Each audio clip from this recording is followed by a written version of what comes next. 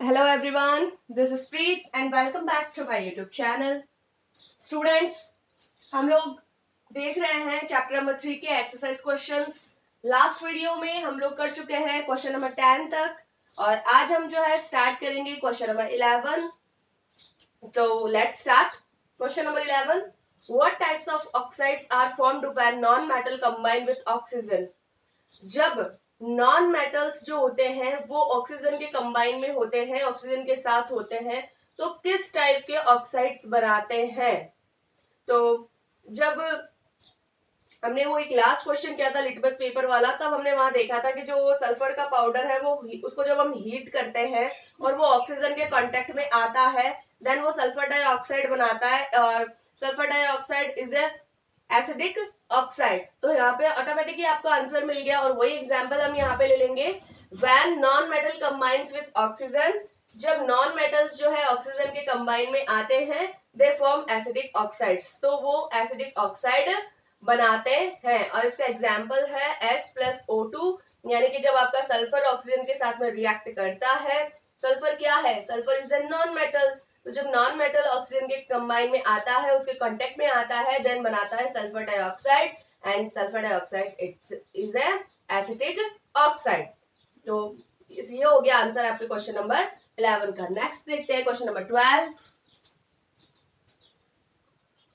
Next question number 12, give reasons, reason दीजिए, कारण दीजिए, जिनके अंदर आपको 4 स्टेटमेंट दे रखे हैं और जिनमें से आपको दे रखा है ए नंबर।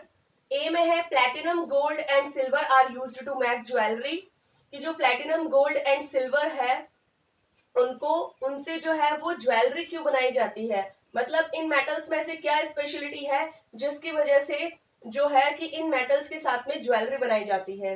ठीक है, तो इसका आंसर होता है बच्चों, एक तो जो मेटल्स में एक होती है लस्टर की जो प्रॉपर्टी होती है, लस्टर की प्रॉपर्टी मतलब उनमें एक चमकदार प्रॉपर्टी होती है कि जो मेटल्स होते हैं वो बहुत ही चमकदार होते हैं, और ज्वेलरी होती है वो कैसी होती है, चमकदार होती है, तो उन्हें मेटल्स की जरूरत होती है। चलो ये तो बात रही, जो लगभग जितने भी मेटल्स होते हैं उनमें लस्टर की प्रॉपर्टी तो होती ही होती है, ये जरूरी नहीं है कि खाली इनमें ही है, लेकिन ये एक प्रॉपर्टी तो है ही है। साथ में जो एक स्पेशल प्रॉपर्टी है वो ये है कि जो प्लेटिनम गोल्ड और सिल्वर आपके होते हैं, वो अगर हम बात करें रिएक्टिविटी सीरीज की, तो रिएक्टिविटी सीरीज में सबसे लास्ट में, सबसे एंड में आते हैं, यानी कि ये इतने, और आप लोगों को पता है कि जब हमने रिएक्टिविटी सीरीज देखी थी तो हमने उसको डिक्रीज वाले ऑर्डर में देखा था, यानी कि सबसे ऊपर हम बात कर रहे थे सोडियम, पोटेशियम, कैल्शियम, देन ऐसे नीचे आते आते हमने देखा था कि जो प्लेटिनम गोल्ड एंड सिल्वर है वो बहुत ही लास्ट में आते हैं, और जो लास्ट में आते हैं वो क्या होते हैं, सबसे कम रिएक्टिव होते हैं। आपका यहाँ पे जो ये गोल्ड और सिल्वर थे ये तो बहुत ही कम रिएक्टिव होते हैं। ठीक है, तो ये इतने कम रिएक्टिव होते हैं कि ये अगर एयर के या वाटर के अगर कांटेक्ट में आ जाए तो इनके ऊपर कोई इफेक्ट नहीं पड़ता है। ये जब हम रिएक्शन देख रहे थे मेटल्स की एयर के साथ में, वाटर के साथ में, तो हमने एक चीज देखी थी कि ना तो गोल्ड और सिल्वर, प्लेटिनम, ये जो है ना तो एयर के साथ में जो है रिएक्शन देते हैं, ना ये मेटल्स वाटर के साथ में रिएक्शन करते हैं, मतलब इनके ऊपर एयर और वाटर का कोई इफेक्ट ही नहीं पड़ता। दूसरी बात, जब हमने कोरोजन की बात की थी तब हमने देखा था कि जो गोल्ड, सिल्वर और प्लेटिनम ये मेटल्स होते हैं, इनके ऊपर कोरोजन का कोई इफेक्ट नहीं पड़ता, क्योंकि कोरोजन क्या होता है, जब मेटल्स आपके बहुत ही लंबे पीरियड के लिए मॉइस्ट एयर के कांटेक्ट में आते हैं तभी तो कोरोजन होता है ना।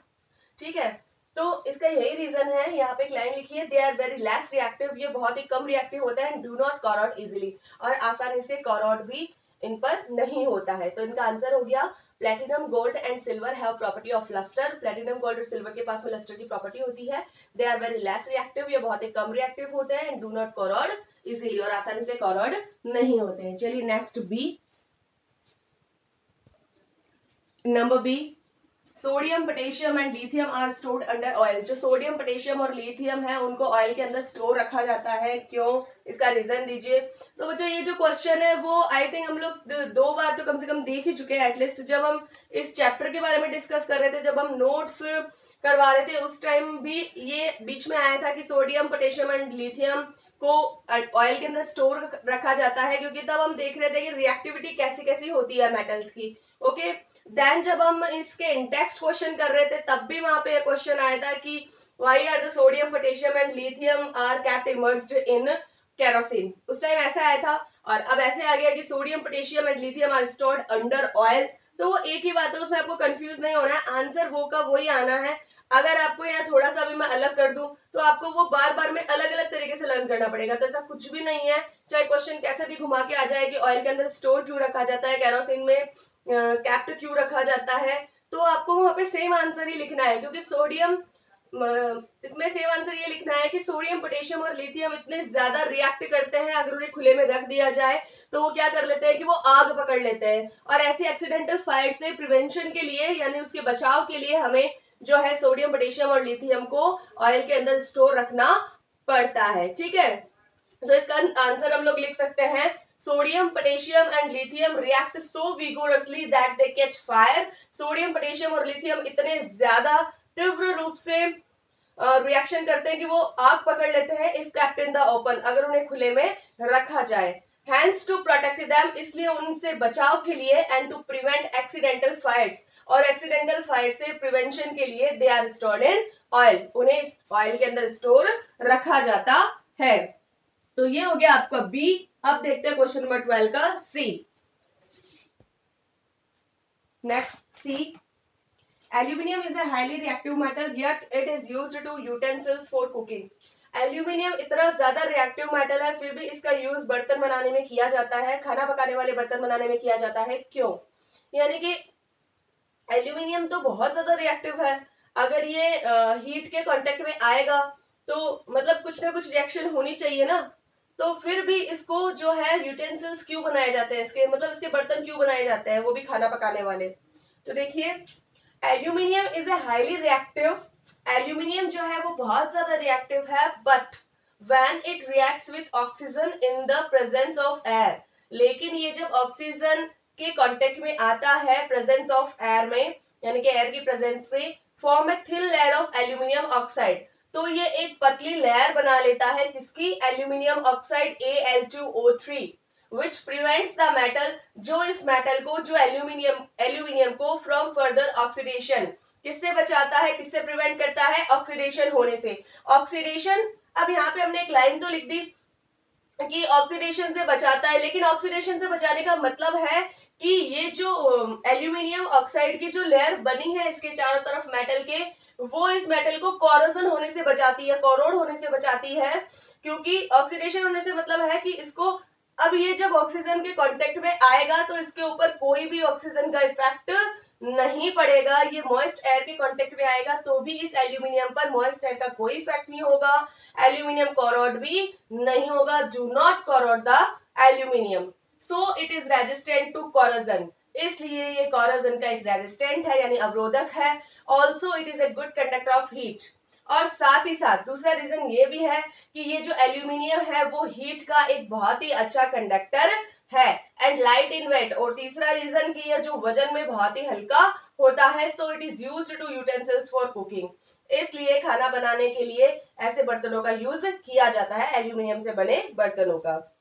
तो आपने इसमें रीजन देख ही लिए कि एक तो इसके चारों तरफ एल्यूमिनियम ऑक्साइड की लेयर बनी होती है जो क्या करती है, इसको ऑक्सीडेशन होने से बचाती है यानी कोरोड होने से बचाती है। दूसरा रीजन ये हीट का बहुत ही अच्छा कंडक्टर होता है। तीसरा रीजन ये वेट में भी लाइट वेट होता है, so it is used to utensils for cooking. तो ये हो गया आपका number C. Next number D, carbonate and sulfide ores are usually converted into oxides during the process of extractions। जब आप एक्सट्रैक्शन की प्रोसेस करते हैं यानी कि धातुओं का जब आप निष्कर्षण करते हैं उस दौरान कार्बोनेट और सल्फाइड जो ओर्स होते हैं उनको पहले ऑक्साइड्स में क्यों कन्वर्ट किया जाता है, यानी कि हमने देखा है कई जगह पे जब जो सल्फाइड या कार्बोनेट फॉर्म के अंदर जो ओर्स होते हैं पहले क्या करते हैं हम लोग, जो सल्फाइड होते हैं वहां पे रोस्टिंग करवा के और देन उनको ऑक्साइड में चेंज करते हैं, जहाँ कार्बोनेट्स होते हैं वहां पर जो कैल्सिनेशन की प्रोसेस करवा के और फिर उनको ऑक्साइड में चेंज करते हैं, और फिर ऑक्साइड्स में चेंज करने के बाद उनका रिडक्शन करके और फिर उनसे मेटल जो है वो एक्सट्रैक्ट किया जाता है। तो क्या मतलब कि जो सीधे ही कार्बोनेट और सल्फाइड से जो है वो मेटल क्यों नहीं निकाला जाता है, तो इसका रीजन ये है कि जो ऑक्साइड्स होते हैं उनसे जो है मेटल एक्सट्रैक्ट करना बहुत ही इजी होता है बजाय के कार्बोनेट और सल्फाइड के, अदरवाइज और कोई दूसरा रीजन नहीं है, क्योंकि जो ऑक्साइड्स होते हैं उनमें बहुत इजीली हो जाता है, बहुत इजीली रिडक्शन किया, ऑक्सीजन का जो है रिमूव किया और क्या मिल गया, मेटल मिल गया। तो ये प्रोसेस बहुत ही इजी हो जाती है। तो हम यहाँ लिख सकते हैं बच्चों, metals can be easily extracted from their oxides rather than from their carbonate and sulphide. जो मेटल्स हैं वो अपने ऑक्साइड से अच्छे से निकाले जा सकते हैं, बहुत ही इजीली निकाले जा सकते हैं आसानी से, बजाय कि कार्बोनेट और सल्फाइड के। So they are usually converted into oxides during the process of extractions. इसलिए जो ये एक्सट्रैक्शन की प्रोसेस होती है उसके ड्यूरिंग, उसके दौरान जो है कार्बोनेट और सल्फाइड इनको कन्वर्ट किया जाता है किसमें, ऑक्साइड्स में। तो ये आपके जो चारों स्टेटमेंट थे क्वेश्चन नंबर 12 के वो यहाँ पे कंप्लीट होते हैं। हमने चारों के रीजंस दे दिए हैं। अब देखते हैं next question number 13। Next question number 13, you must have seen tarnished copper vessels being cleaned with lemon or tamarind juice. Explain why these sure substance are effective in cleaning the vessels. आप लोगों ने देखा होगा कि जो copper vessels होते हैं, जो ट्रानिस्ड कॉपर वेसल्स होते हैं, मतलब दाग लगे हुए, उन्हें लेमन या फिर टैमरिंड जूस से क्लीन क्यों किया जाता है, और एक्सप्लेन कीजिए कि जो ये श्योर सब्सटेंस होते हैं वो वेसल्स की क्लीनिंग में इफेक्टिव क्यों होते हैं, ये आपको एक्सप्लेन करना है। तो इसका आंसर होगा कि जो कॉपर होता है बच्चों वो एयर के अंदर जो मॉइस्ट एयर होती है, जो कार्बन डाइऑक्साइड होती है, उससे रिएक्ट करके और क्या बना लेता है, कॉपर कार्बोनेट की एक लेयर बना लेता है। और वो लेयर जो होती है वो ग्रीन कलर की होती है, और जो उस कॉपर के चारों तरफ, उस बर्तन के चारों तरफ जमा हो जाती है, और उसकी जो शाइनी चमक होती है, जो ब्राउनिश चमक होती है, वो गायब हो जाती है। तो क्या करते हैं इसके लिए हम लोग श्योर सब्सटेंस इसलिए यूज करते हैं क्योंकि ये जो कॉपर कार्बोनेट की ग्रीन लेयर बनी होती है, copper carbonate is a base, वो एक बेस होता है। और श्योर सब्सटेंस में किसकी जो होती है प्रायोरिटी होती है, एसिड्स की होती है। तो हम लोग जानते हैं कि बेस के इफेक्ट को कम करने के लिए जो है एंटी बेस के रूप में एसिड्स होते हैं, ठीक है। तो हम एसिड को यूज करते हैं ताकि वो बेस को क्या कर दे, न्यूट्रलाइज कर दे, यानी उसे उसके इफेक्ट को खत्म कर दे।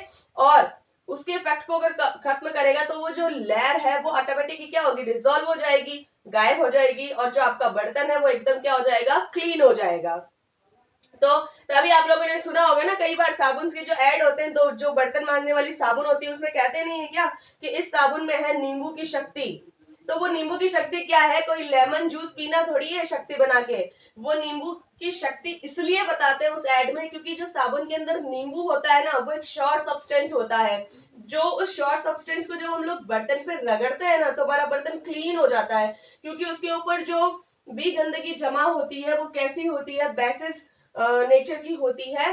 तो उस पे जैसे ही हम वो नींबू की शक्ति वाला साबुन रगड़ते हैं ना, तो हमारा बर्तन क्या होता है, चमक उठता है ना।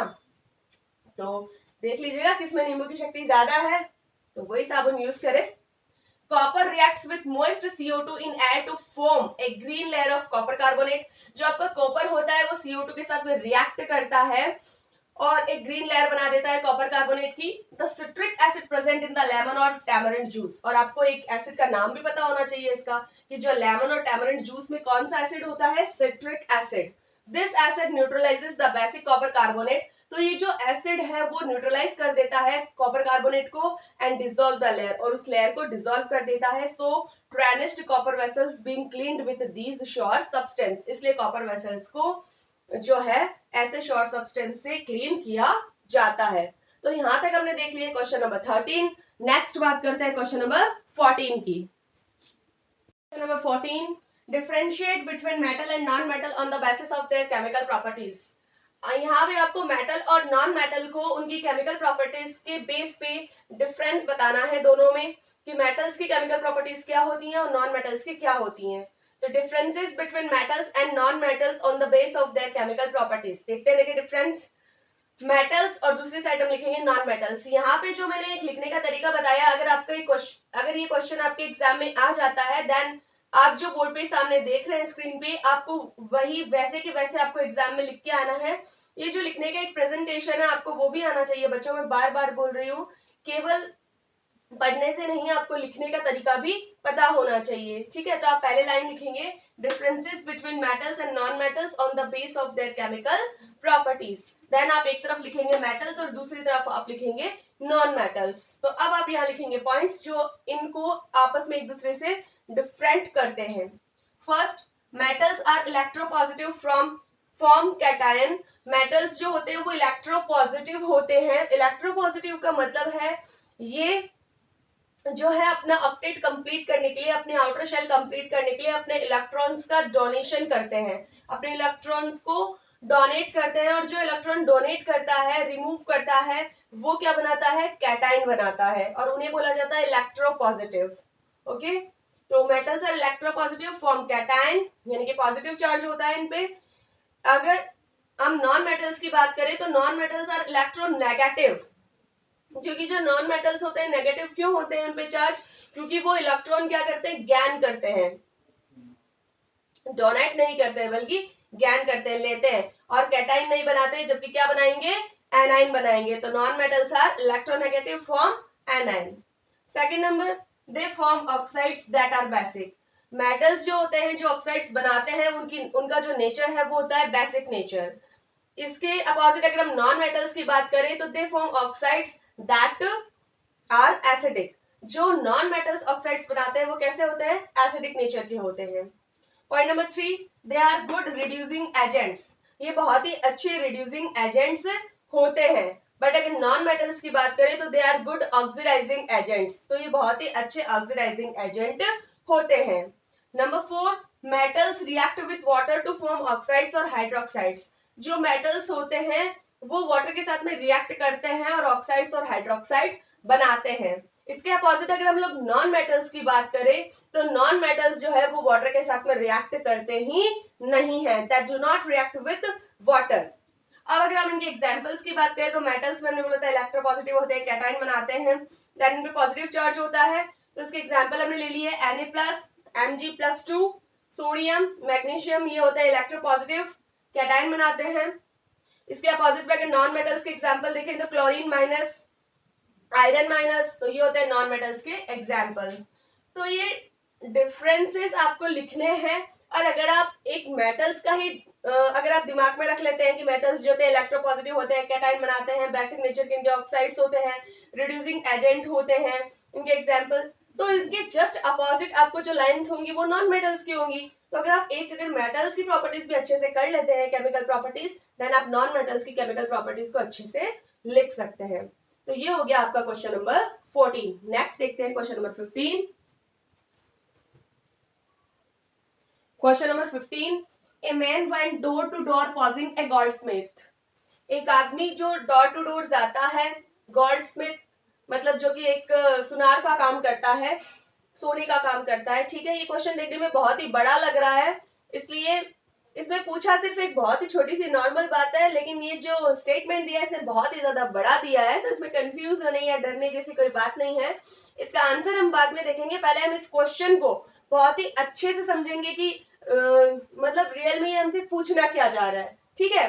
तो देखते हैं, एक आदमी है जो डोर टू डोर जा रहा है, सोने का काम करता है। He promised to bring back the glitter of old and dull gold ornaments, और वो प्रॉमिस क्या करता है कि वो जितने भी गोल्ड के ऑर्नामेंट्स हैं उन्हें क्या करेगा, उन्हें वापस लेकर आएगा, उनमें एक चमक लाएगा, मतलब उन्हें वापस नए कर देगा। जितने भी पुराने और डल जो भी गोल्ड के जो ऑर्नामेंट्स है, जो गहने हैं, उनको उनके अंदर वो वापस एक चमक ला देगा, उन्हें नए जैसे बना देगा। An unsuspecting lady gave a set of gold bangles. अब एक लेडी क्या करती है, सोने के कंगन लेकर आती है टू हिम, और उसे दे देती है, which he dipped in a particular solution. सबसे पहले क्या किया उसने, मतलब वो उस लेडी के पास में गया, उसने बोला कि जितने भी पुराने और जो डल हुए ऑर्नामेंट्स हैं उनको मैं वापस ग्लिटर करके दे दूंगा, ठीक है, उन्हें नए करके दे दूंगा, उन पर एक पॉलिश करके दे दूंगा, ठीक है, तो वो नए जैसे हो जाएंगे। अब उस लेडी ने क्या किया, गोल्ड बैंगल्स लेकर आई, उसे दे दिया। अब उस आदमी ने क्या किया, उन गोल्ड बैंगल्स को एक पर्टिकुलर सॉल्यूशन में डीप किया, मतलब कि डुबा दिया एक सॉल्यूशन में।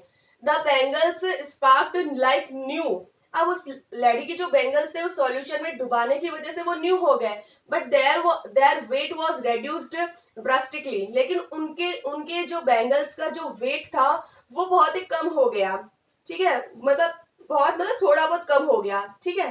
तो the lady was upset, lady upset हो गई, but after a futile arguments, the man beat a hasty retreat. Can you play the detective to find out the nature of the solution of he had used? अब at last वो question आ गया है जो इसमें ये पूछा जाना है कि can you play the detective, क्या आप एक डिटेक्टिव का रोल प्ले कर सकते हैं? डिटेक्टिव, जासूस, टू फाइंड आउट, ये पता लगाने के लिए the nature of the solution he had used, कि उस आदमी ने कौन सा सॉल्यूशन यूज किया था जिसकी वजह से उस बेचारी औरत के जो गहने वो नए तो हो गए लेकिन उनका वजन थोड़ा सा कम हो गया। तो आपको एक डिटेक्टिव बनना है, एक जासूस का काम करना है, यहाँ पे एक साइंटिफिक जासूस बनना है आपको, ठीक है। तो बच्चों इसका जो आंसर होगा हम बाद में देंगे, पहले एक चीज मैं आपको बता दूं, एक सॉल्यूशन होता है एक्वारेजिया सॉल्यूशन, जो आपने देखा होगा।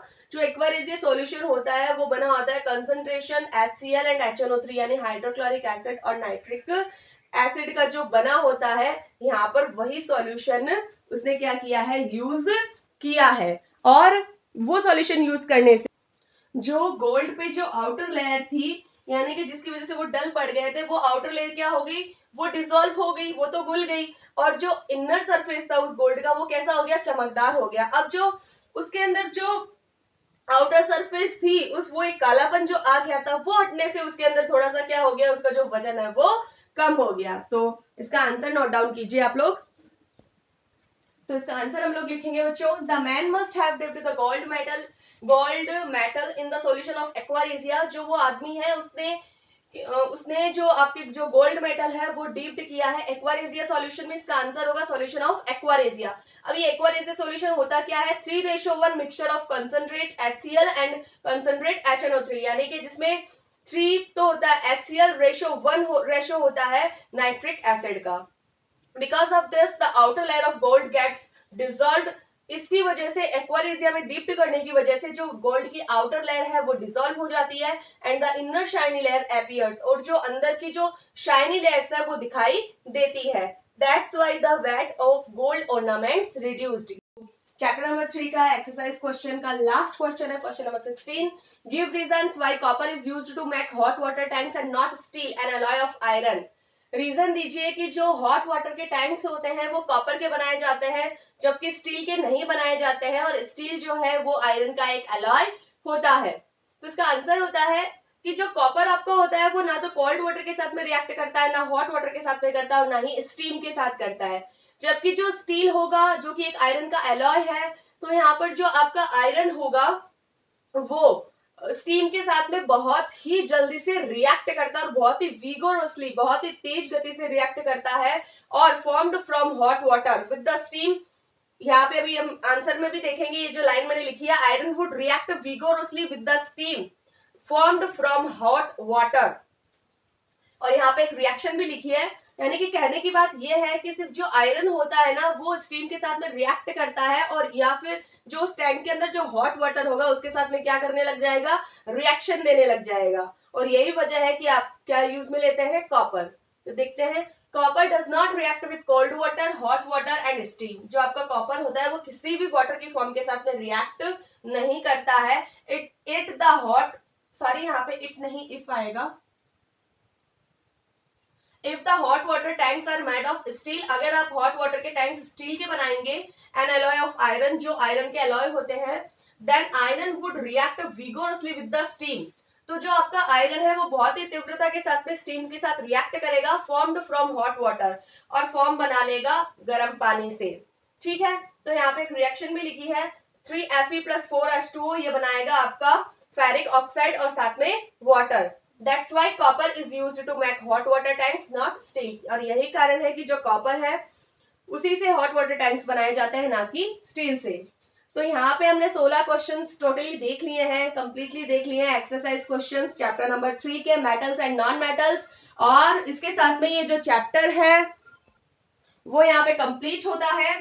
तो अगर आज का ये वीडियो आपको अच्छा लगा हो तो इसे ज्यादा से ज्यादा लाइक करें, शेयर करें, सब्सक्राइब करें, और इस वीडियो से जुड़ी लेटेस्ट अपडेट पाने के लिए बेल आइकन प्रेस करना ना भूलें।